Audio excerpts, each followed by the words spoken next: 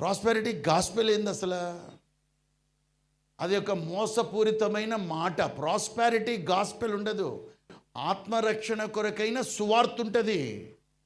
Prosperity gospel ఏంది అసలు?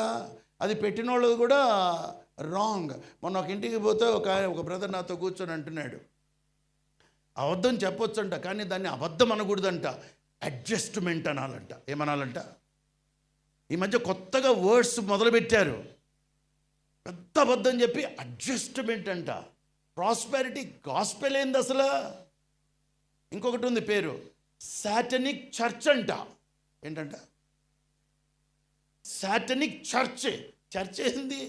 Church అంటే ప్రభుది సంఘము, మరియు నీవు పేతురువు, ఈ బండ మీద నా సంఘాన్ని కడతాను, పాతాళలోక ద్వారములు దాని ఎదుట నిలవనేరవు.